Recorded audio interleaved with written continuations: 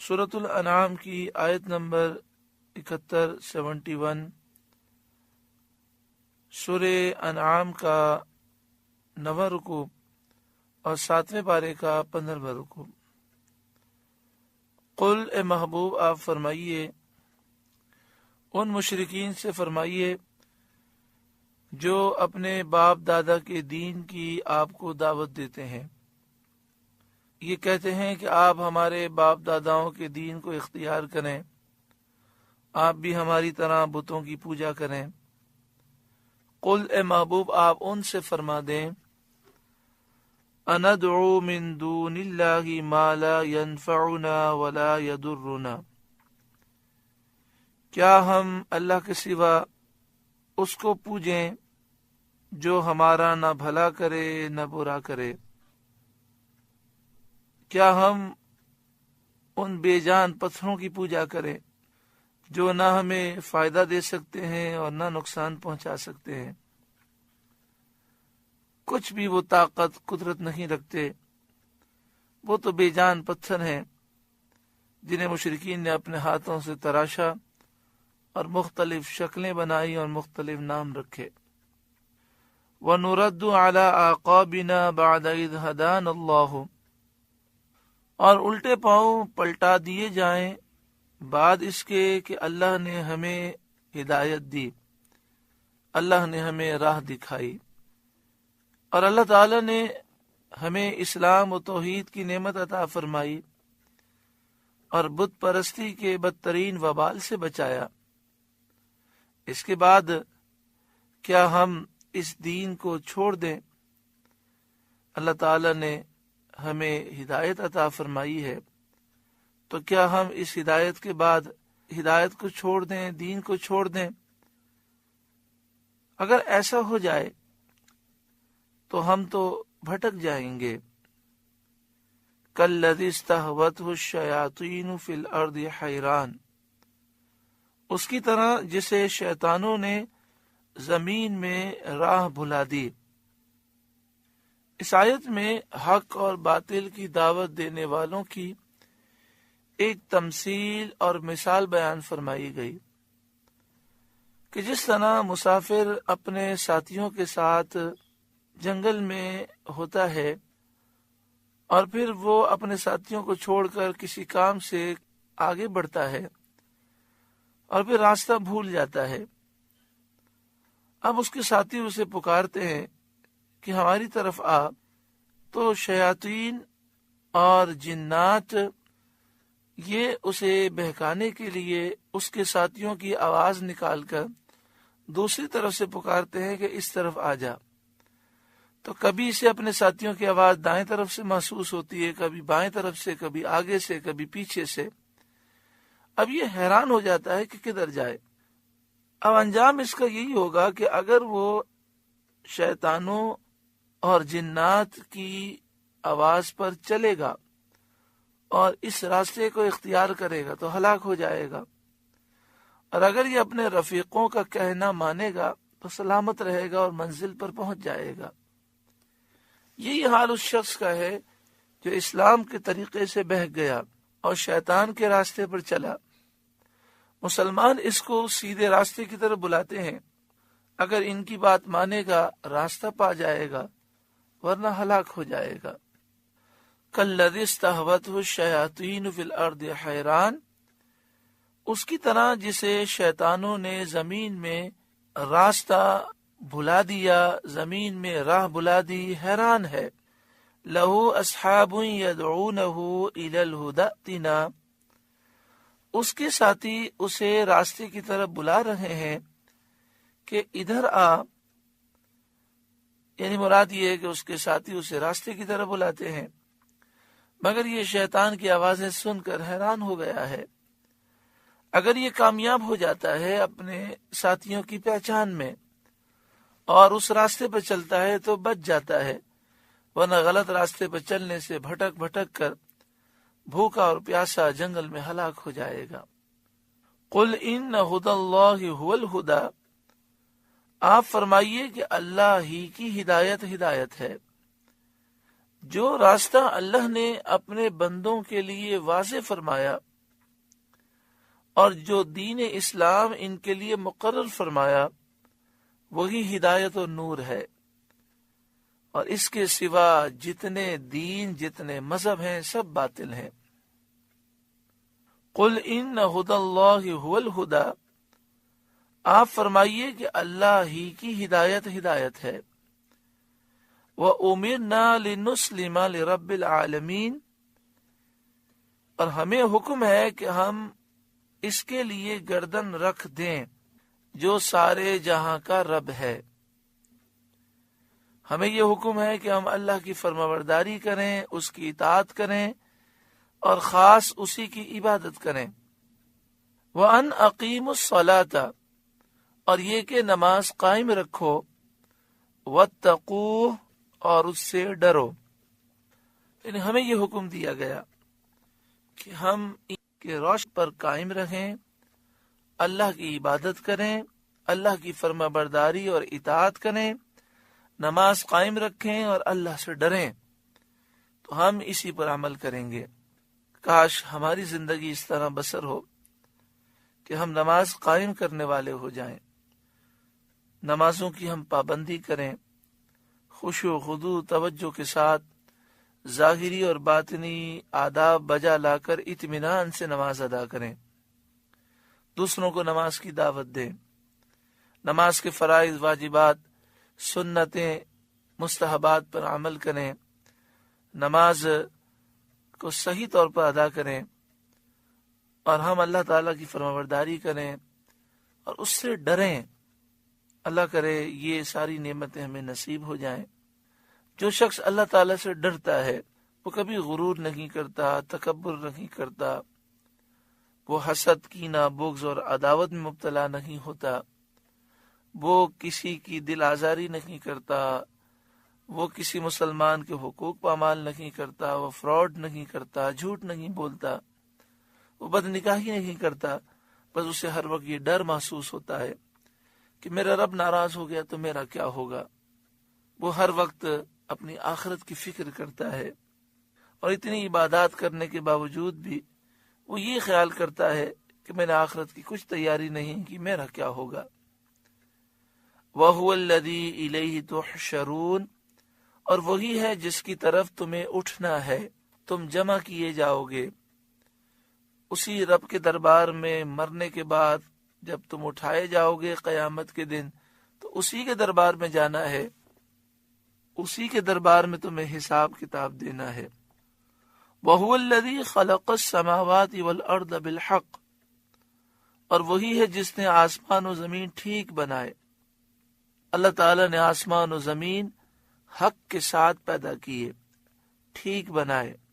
آسمان و زمین کو دیکھیں تو اللہ کی قدرت کاملہ ظاہر ہوتی ہے، اس کا علم محیط سمجھ میں آتا ہے، اس کی حکمت اور صنعت ظاہر ہوتی ہے۔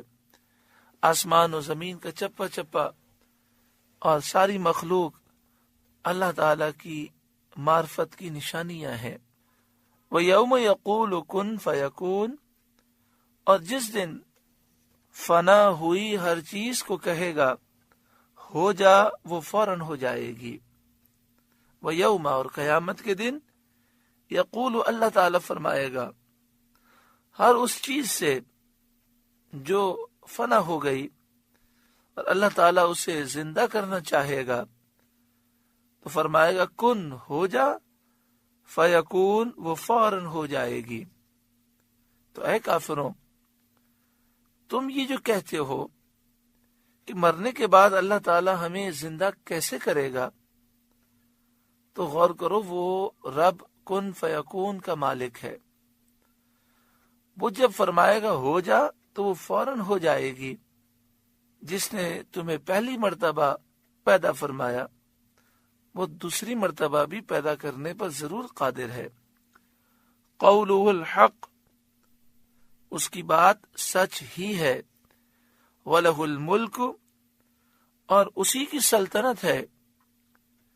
یوم، جس دن ينفخ فی الصور، سور پھونکا جائے گا، یعنی قیامت کے دن جب سور پھونکا جائے گا تو اس دن اللہ ہی کی سلطنت ہے۔ سور 2 مرتبہ پھونکا جائے گا۔ پہلی مرتبہ جب سور پھونکا جائے گا تو ساری زمین آسمان سب ہلاک ہو جائیں گے، ساری مخلوق ہلاک ہو جائے گی۔ پھر جب دوسری مرتبہ سور پھونکا جائے گا تو اللہ تعالی مخلوق کو زندہ فرمائے گا اور قیامت کا میدان قائم ہوگا۔ زمین تانبے کی، سورج سوا نیزے پر، آج اس کی پیٹھ ہے، اس دن اس کا چہرہ ہوگا، یعنی سخت گرم ہوگا وہ۔ عرش الہی کے سائے کے سوا کوئی سایہ نہ ہوگا۔ 50,000 سال کا وہ ایک دن ہوگا۔ آج تو بہت سارے لوگ بہت ساری چیزوں کے مالک ہونے کا دعویٰ کرتے ہیں۔ بہت سے لوگ ملک کے بادشاہ ہیں، کوئی بادشاہ ہونے کا دعوے دار ہے، کوئی وزیر اعظم، کوئی صدر ہونے کا دعوے دار ہے، لیکن کل بروز قیامت نام کو بھی کوئی سلطنت کا دعویٰ کرنے والا نہ ہوگا۔ آج دنیا میں بھی جو بادشاہت کے دعوے دار ہیں، حقیقتاً وہ حقیقی طور پر مالک نہیں ہیں۔ حقیقی مالک صرف اور صرف اللہ تعالیٰ ہے۔ لیکن کل بروز قیامت ایسے نام کو بھی کوئی سلطنت کا دعویٰ کرنے والا نہ ہوگا۔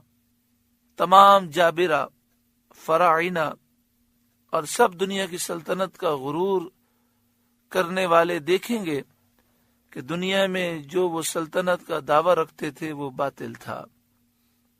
عالم الغیب والشہادہ، ہر چھپے اور ظاہر کا جاننے والا، غیب کو بھی وہی جانتا ہے، شہادت ظاہر کو بھی وہی جانتا ہے، اور بندوں کو جو علم ملتا ہے وہ اللہ کی عطا سے ہے۔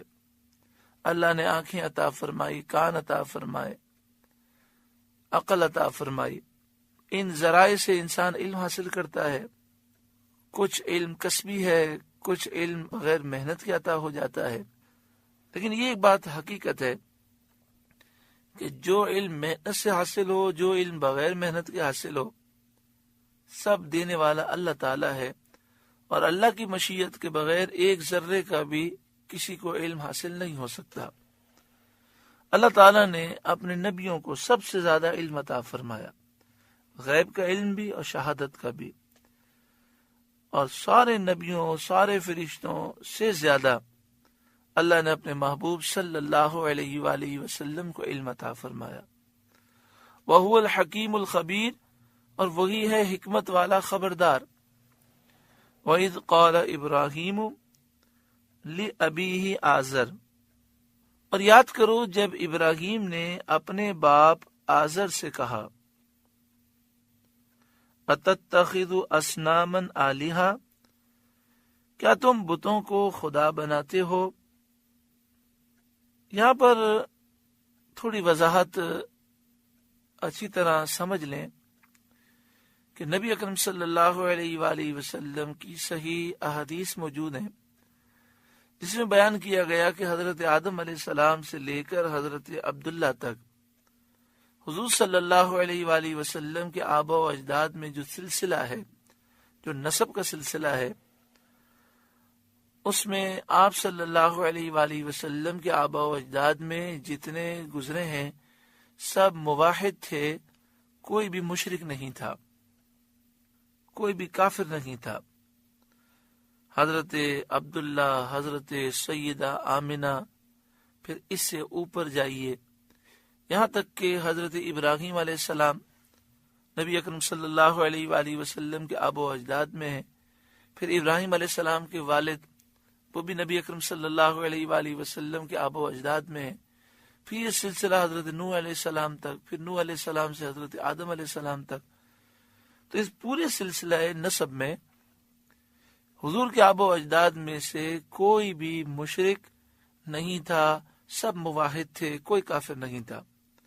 یہ وہ عقیدہ ہے کہ جو صحیح احادیث طیبہ سے ثابت ہے اور قرآن و حدیث کی روشنی میں محققین نے اس کو ثابت کیا ہے۔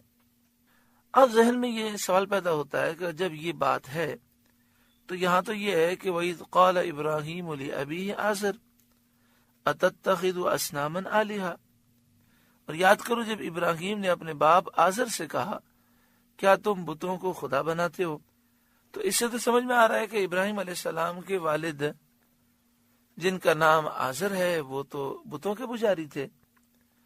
تو اس کا جواب حضرت صدر الافاضل مولانا نعیم الدین مراد آبادی علیہ رحمہ تفسیر خزائن العرفان میں لکھتے ہیں، قاموس میں ہے کہ آزر حضرت ابراہیم علیہ السلام کے چچا کا نام ہے۔ امام علامہ جلال الدین سیوطی نے مسالک الحنفاء میں بھی ایسا ہی لکھا ہے۔ چچا کو باپ کہنا تمام ممالک میں معمول ہے، بالخصوص عرب میں۔ قرآن کریم میں ہے نعبد الہک و الہ آبائک ابراہیم و اسماعیل و اسحاق الہ واحدہ۔ حضرت یعقوب علیہ السلام کے بیٹے بولے کہ ہم آپ کے معبود کی عبادت کریں گے اور آپ کے آبا ابراہیم، اسماعیل اور اسحاق کے معبود کی عبادت کریں گے، الہ واحدہ جو ایک ہی خدا ہے۔ اس میں حضرت اسماعیل علیہ السلام کو حضرت یعقوب علیہ السلام کے آبا میں ذکر کیا گیا، باوجود اس کے کہ آپ چچا ہیں۔ تو دیکھیں اس آیت سے معلوم ہوا کہ آبا یہ اب کی جمع ہے اور اب کا ترجمہ باپ ہوتا ہے۔ تو یہاں دیکھیں حضرت ابراہیم، حضرت اسماعیل اور حضرت اسحاق تینوں کے لیے اب کا لفظ آیا۔ حضرت یعقوب علیہ السلام کے والد ہیں اسحاق، ان کے چچا ہیں اسماعیل، حضرت اسماعیل، اور ان کے دادا ہیں حضرت ابراہیم۔ تو آپ دیکھیں تینوں کے لیے لفظ ابن کی جمع آبا آئی ہے۔ حدیث شریف میں بھی حضرت سید عالم صلی اللہ علیہ وآلہ وسلم نے حضرت عباس رضی اللہ تعالیٰ عنہ کو ابن فرمایا، باپ فرمایا، چنانچہ ارشاد کیا ردو علیہ ابی، میرے باپ کو میرے سامنے لاؤ۔ تو آپ دیکھیں حضرت عباس حضور کے چچا ہیں، لیکن نبی اکرم صلی اللہ علیہ وآلہ وسلم نے ابی فرمایا، اور ابی کے معنی ہے میرے باپ۔ یہاں ابی سے حضرت عباس رضی اللہ تعالی عنہ مراد ہیں۔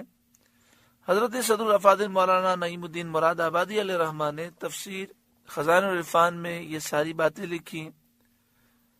یہاں پر آپ نے امام جلال الدین سیوطی علیہ رحمہ کا ذکر کیا، جنہوں نے کئی مرتبہ بیداری میں نبی اکرم صلی اللہ علیہ وآلہ وسلم کا دیدار کیا، اور آپ پورے عالم اسلام میں مشہور و معروف ہیں، اور آپ کا سن وصال آج سے سینکڑوں برس پہلے ہے، اور ایک مستند آپ بزرگ ہیں، آپ محدث ہیں۔ آپ نے بھی یہ بات لکھی ہے کہ حضرت ابراہیم علیہ السلام کے چچا کا نام آزر ہے، اور یہاں چچا مراد ہے، آپ کے والد مراد نہیں ہے۔ ایک اور مسئلہ بھی یاد رکھیں کہ عربی میں لفظ والد یہ صرف سگے باپ کے لیے استعمال ہوتا ہے، لفظ والد، اور لفظ ابن یہ والد کے لیے بھی، چچا کے لیے بھی، تایا کے لیے بھی، دادا کے لیے اور کئی معنی میں بھی استعمال ہو جاتا ہے۔ وَإِذْ قَالَ إِبْرَاهِيمُ لِأَبِيهِ آزر، اور یاد کرو جب ابراہیم نے اپنے باپ آزر سے کہا، اور یہاں چچا کو باپ کہا گیا۔ أَتَتَّخِذُ أَصْنَامًا آلِهَةً، کیا تم بتوں کو خدا بناتے ہو؟ انی اراک وقومک فی ضلال مبین، بے شک میں تمہیں اور تمہاری قوم کو کھلی گمراہی میں پاتا ہوں۔ یہ آیت مشرکین عرب پر حجت ہے، یہ آیت انہیں جھنجھوڑتی ہے، کیونکہ مشرکین عرب حضرت ابراہیم علیہ السلام کی بڑی تعظیم کرتے تھے اور ان کی فضیلت کو مانتے تھے۔ انہیں بتایا گیا کہ حضرت ابراہیم علیہ السلام تو بت پرستی کو کتنا بڑا عیب اور گمراہی بتاتے ہیں. اگر تم ابراہیم علیہ السلام کو مانتے ہو تو بت پرستی تم بھی چھوڑ دو. انی اراک و قومک فی ضلال مبین، بے شک میں تمہیں اور تمہاری قوم کو کھلی گمراہی میں پاتا ہوں. وَكَذَلِكَ نُرِي إِبْرَاهِيمَ مَلَكُوتَ السَّمَاوَاتِ وَالْأَرْضِ، اور اسی طرح ہم ابراہیم کو دکھاتے ہیں ساری بادشاہی آسمانوں اور زمین کی. وَلِيَكُونَ مِنَ الْمُوقِنِينَ، اور اس لیے کہ وہ عین الیقین والوں میں ہو جائے. یعنی جس طرح حضرت ابراہیم علیہ السلام کو دین میں بینائی عطا فرمائی، دینی بصیرت اللہ تعالیٰ نے عطا فرمائی، ایسے ہی اللہ تعالیٰ نے انہیں آسمانوں اور زمین کی سلطنت بھی دکھائی. حضرت عبداللہ بن عباس رضی اللہ تعالی عنہما نے فرمایا اس سے آسمانوں اور زمین کی مخلوق مراد ہے. حضرت مجاہد اور سعید بن جبیر کہتے ہیں کہ اس سے مراد آسمانوں اور زمین کی نشانیاں ہیں. یہ اس طرح کہ حضرت ابراہیم علیہ السلام کو چٹان پر کھڑا کیا گیا اور آپ کے لیے سماوات مکشوف کیے گئے. یعنی آپ نے جب نگاہ اٹھائی تو سارے آسمانوں کو اور اس کی ساری مخلوق کو دیکھ لیا، یہاں تک کہ آپ نے عرش اور کرسی کو دیکھا اور آسمانوں کے تمام عجائب کو آپ نے دیکھا اور جنت کو آپ نے ملاحظہ فرمایا اور جنت میں اپنے مقام کو آپ نے دیکھا. پھر آپ نے نیچے نگاہ فرمائی، آپ کے لیے زمین کشف فرما دی گئی، زمین کے چپا چپا آپ کے سامنے آ گیا، یہاں تک کہ آپ نے سب سے نیچے کی زمین تک نظر کی اور زمینوں کے تمام عجائب دیکھے. اللہ تعالیٰ نے اپنے محبوب سید عالم صلی اللہ علیہ وآلہ وسلم کو سب سے بڑھ کر فضیلت عطا فرمائی، اور حقیقت یہ ہے کہ جسے جو فضیلت ملی حضور کے صدقے ملی، بلکہ پوری کائنات حضور کے صدقے میں وجود میں آئی. جسے جو نعمت ملی حضور کے وسیلے سے ملی. اللہ تعالیٰ نے جس جس نبی کو اور جس جس فرشتے کو جو طاقت عطا فرمائی، اپنے محبوب کو وہ طاقت بھی عطا فرمائی اور اس سے بڑھ کر طاقتیں عطا فرمائی. حضرت ابراہیم علیہ السلام کا چٹان پر کھڑے ہو کر پورے آسمانوں کو اور زمینوں کو ملاحظہ کرنا اور ساری کائنات کو دیکھنا، یہ آپ کا عظیم معجزہ ہے. مگر پیارے آقا صلی اللہ علیہ وآلہ وسلم کا شب معراج، کائنات کے چپے چپے میں تشریف لے جانا اور جنت اور جہنم کو دیکھنا، عرش کو، لوح و قلم کو ملاحظہ کرنا، ساتوں آسمانوں کی سیر کرنا اور پھر رب العالمین سے ملاقات کرنا، یہ وہ عظیم معجزہ ہے کہ جس سے نبی اکرم صلی اللہ علیہ وآلہ وسلم کی فضیلت ظاہر ہوتی ہے کہ اللہ نے آپ کو سارے نبیوں، ساری مخلوق کا سردار بنایا. یہاں پہ فرمایا کہ وَلِيَكُونَ مِنَ الْمُوقِنِينَ، اور اس لیے کہ ابراہیم علیہ السلام عین الیقین والوں میں ہو جائے، کیونکہ ہر ظاہر چھپی چیز ان کے سامنے کر دی گئی. مخلوق کے اعمال میں سے کچھ بھی ان سے چھپا نہ رہا. جب ہر چیز آپ نے اپنی آنکھوں سے دیکھ لی تو ایک تو کسی چیز کا یقین ہوتا ہے، خبر سے حاصل ہوتا ہے، اور ایک یقین دیکھنے سے حاصل ہوتا ہے جسے عین الیقین کہتے ہیں. تو فرمایا اللہ تعالیٰ نے حضرت ابراہیم علیہ السلام کو عین الیقین عطا فرمایا کہ آپ نے اپنی آنکھوں سے ہر چیز کو ملاحظہ فرما لیا. فَلَمَّا جَنَّ عَلَيْهِ اللَّيْلُ، پھر جب ان پر رات کا اندھیرا آیا، رَآ كَوْكَبًا، ایک تارا دیکھا، قَالَ هَذَا رَبِّي، ابراہیم علیہ السلام بولے اسے میرا رب ٹھہراتے ہو؟ لوگ اسے آپ نے سوال کیا. فَلَمَّا أَفَلَ، پھر جب وہ ڈوب گیا قال لا احب الآفلین، بولے میں ڈوبنے والوں کو پسند نہیں کرتا، مجھے خوش نہیں آتے ڈوبنے والے۔ علماء تفسیر اور اصحاب اخبار و سیر کا بیان ہے کہ نمرود بن کنعان بڑا جابر ظالم بادشاہ تھا اور پوری دنیا کا یہ بادشاہ تھا۔ ایک روایت میں یہ ہے کہ اس کی عمر 800 برس ہوئی۔ سب سے پہلے اسی نے سر پر تاج رکھا۔ یہ بادشاہ لوگوں سے اپنی پوجا کراتا تھا۔ کاہن اور نجومی کثرت سے اس کے دربار میں موجود رہتے تھے۔ نمرود نے خواب دیکھا کہ ایک ستارہ طلوع ہوا اور اس کی روشنی بڑھی اور اتنی بڑھی کہ سورج و چاند اس کے سامنے بالکل بے نور ہو گئے۔ جیسے مثال کے طور پر ایک موم بتی ہوتی ہے، بالکل اندھیرا ہو، رات کے وقت موم بتی جلائیں تو کیسی اس کی روشنی محسوس ہوتی ہے، لیکن سورج نکل آئے تو موم بتی کی کیا حیثیت ہوتی ہے۔ تو نمرود نے خواب دیکھا کہ ایک ستارہ طلوع ہوا اور اس کی روشنی اتنی بڑی کہ سورج اور چاند بالکل بے روشن ہو گئے۔ اس سے وہ بہت زیادہ خوف زدہ ہو گیا۔ کاہنوں سے اس نے خواب کی تعبیر پوچھی۔ انہوں نے کہا کہ اس سال تیری حکومت میں ایک لڑکا پیدا ہوگا جو تیرے زوال ملک کا باعث ہوگا، اور جو تیرے دین پر چلتے ہیں تیرے دین والے اس کے ہاتھ سے ہلاک ہوں گے۔ یہ خبر سن کے وہ پریشان ہوا۔ اس نے حکم دے دیا کہ جو بچہ پیدا ہو قتل کر ڈالا جائے اور مرد عورتوں سے علیحدہ رہیں، اور اس بات کی نگرانی کرنے کے لیے کہ بچہ کہیں پیدا ہو تو اسے قتل کر دیا جائے ایک محکمہ اس نے قائم کر دیا۔ لیکن جو اللہ تعالیٰ نے تقدیر میں مقرر کیا اسے کون ٹال سکتا ہے؟ حضرت ابراہیم علیہ السلام کی والدہ ماجدہ حاملہ ہو گئیں۔ کاہنوں نے نمرود کو اس کی بھی خبر دی کہ وہ بچہ حمل میں آ چکا ہے۔ اب اتنا بڑا بادشاہ، اتنا بڑا ظالم، اس نے اپنے سارے جاسوس پھیلا دیے۔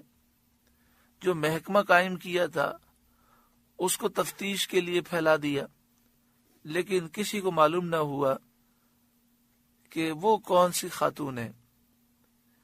جب زمانہ ولادت قریب ہوا تو آپ کی والدہ شہر سے باہر چلی گئیں۔ حضرت ابراہیم علیہ السلام کے والد نے شہر کے باہر ایک تہ خانہ بنایا تھا، کھدائی کی تھی اور ایک تہ خانہ بنایا تھا۔ تو آپ کی والدہ اس تہ خانے میں چلی گئیں جو آپ کے والد نے شہر سے دور کھود کر تیار کیا تھا۔ وہاں حضرت ابراہیم علیہ السلام کی ولادت ہوئی اور وہیں آپ رہے۔ پتھروں سے اس تہ خانے کا دروازہ بند کر دیا جاتا تھا۔ اللہ اکبر! حقیقت یہی ہے کہ رب العالمین جو چاہتا ہے وہ ہوتا ہے۔ ہمارے استاد محترم شیخ الحدیث و تفسیر حضرت علامہ خادم حسین رضوی دامت برکاتہ العالیہ فرماتے ہیں کہ میرے پیر و مرشد اکثر یہ فرمایا کرتے تھے، خدا خدا ہے، کہ انسان چاہے کچھ بھی کرنا چاہے اور جتنا بھی دین کو نقصان پہنچانا چاہے، رب جب چاہتا ہے فضل فرماتا ہے اور کوئی اس کا مقابلہ نہیں کر سکتا۔ تو یہاں نمرود نے اس بچے کو قتل کرنے کے لیے کتنے جتن کیے، مگر رب العالمین کا کرم دیکھیں۔ آپ کی والدہ روزانہ شہر کے باہر جاتی اور دودھ پلا کر آتی تھیں۔ کبھی کبھی ایسا بھی ہوتا تھا آپ کو تاخیر ہو جاتی۔ جب آپ وہاں پہنچتی تھیں تو دیکھتی تھیں کہ حضرت ابراہیم علیہ السلام اپنی انگلی مبارک کے سرے کو چوس رکھے ہیں اور اس سے دودھ نکل رہا ہے۔ عام بچوں کے مقابلے میں آپ تیزی سے بڑھنے لگے۔ اس میں اختلاف ہے کہ آپ تہ خانے میں کتنا عرصہ رہے۔ بعض کہتے ہیں 7 برس، بعض کہتے ہیں 13 برس، اور بعض کہتے ہیں 17 برس۔ تو آپ تہ خانے میں رہے۔ زیادہ مشہور قول یہ کہ 7 برس۔ 7 برس کے بعد پھر آپ تہ خانے سے باہر آئے، اور پھر آپ نے لوگوں کو دیکھا کہ وہ ستارے کی پوجا کر رکھے ہیں، تو اس موقع پر آپ نے ان سے پوچھا کہ یہ کیا ہے؟ تو کہنے لگے یہ ہمارا خدا ہے۔ یہ مسئلہ یقینی ہے کہ انبیاء علیہ السلام ہر حال میں معصوم ہوتے ہیں۔ وہ اپنی ابتدائے ہستی سے تمام اوقات وجود میں عارف ہوتے ہیں، پیدائش سے لے کر وصال تک، اور وصال کے بعد بھی وہ اللہ تعالی کی معرفت رکھنے والے ہوتے ہیں، اور ہر شرک سے، ہر کفر سے، ہر گناہ سے محفوظ ہوتے ہیں، معصوم ہوتے ہیں۔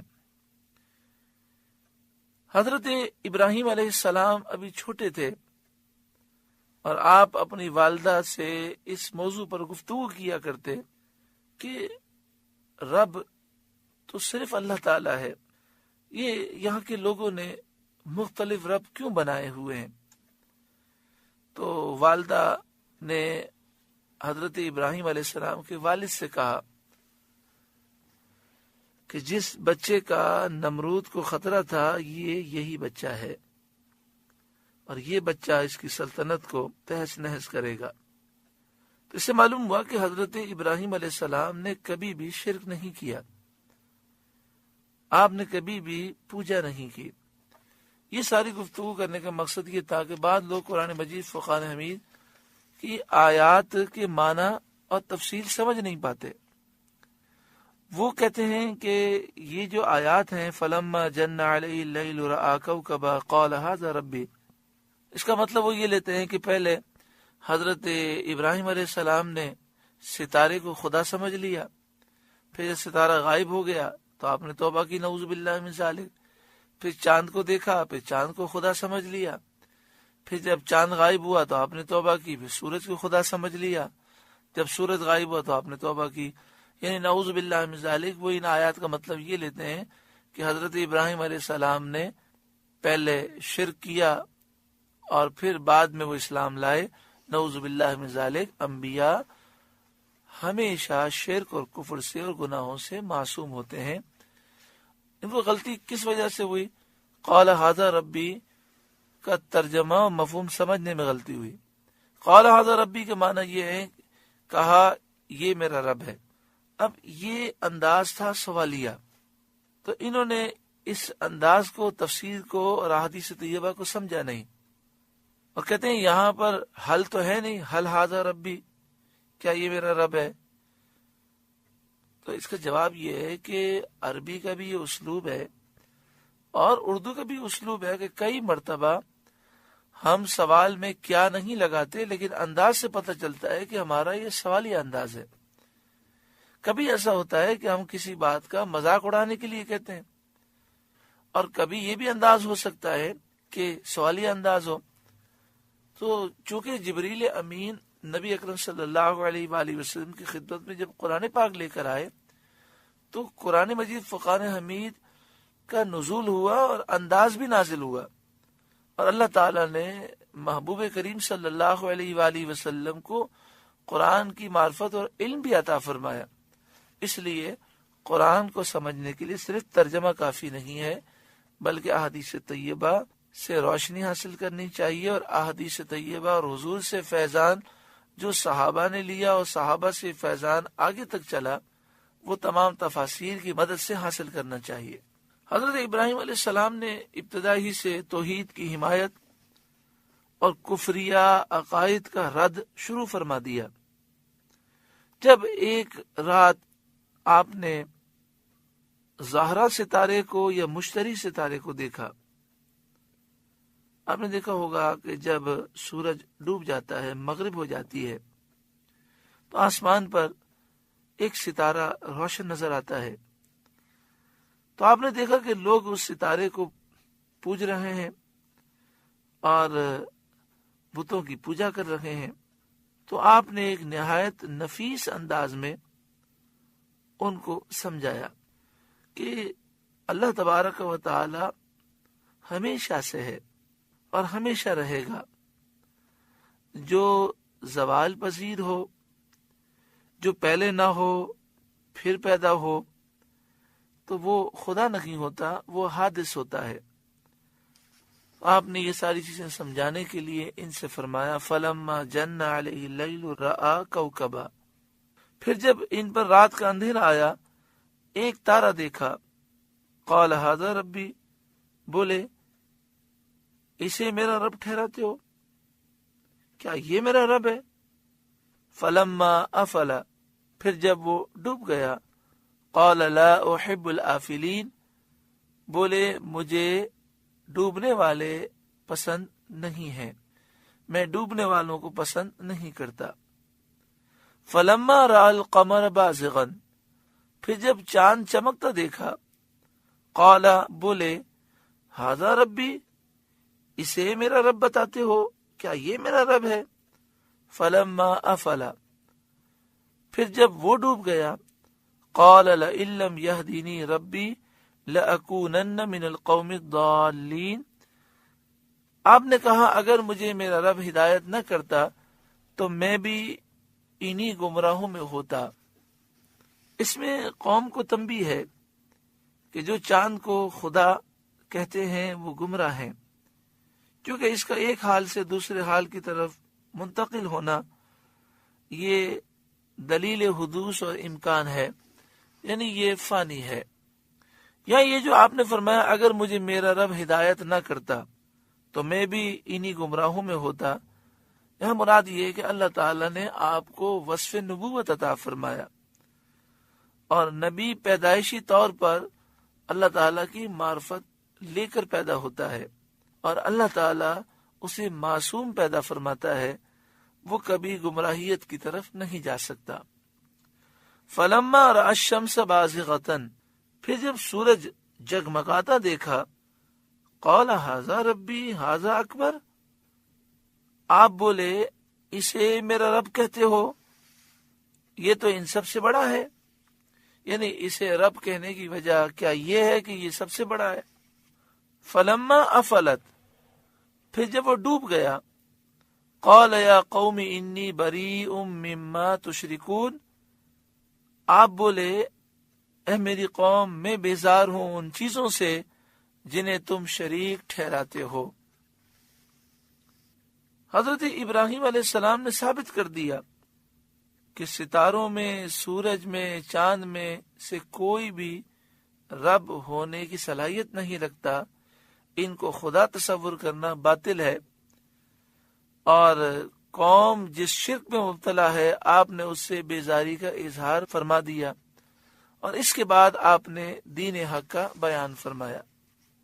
یہاں پر ایک بات صدر الافاضل مولانا نعیم الدین مراد آبادی علیہ رحمہ نے لکھی کہ شمس، سورج، یہ مؤنث غیر حقیقی ہے، اس کے لیے مذکر و مؤنث کے دونوں صیغے استعمال کیے جا سکتے ہیں۔ یہاں ھذا مذکر لایا گیا، اس میں تعلیم ادب ہے کہ لفظ رب کی رعایت کے لیے لفظ تانیث نہ لایا گیا، اسی لحاظ سے اللہ تعالیٰ کی صفت میں علام آتا ہے نہ کہ علامہ۔ اس کا آسان مفہوم یہ ہے کہ لفظ شمس کے لیے ھذا بھی آ سکتا تھا اور ھذہ بھی آ سکتا تھا، لیکن یہاں پر ھذا ربی فرمایا کیونکہ جب رب کا ذکر ہوگا تو ھذہ نہیں آتا، ھذا آتا ہے، یہ آسان الفاظ میں۔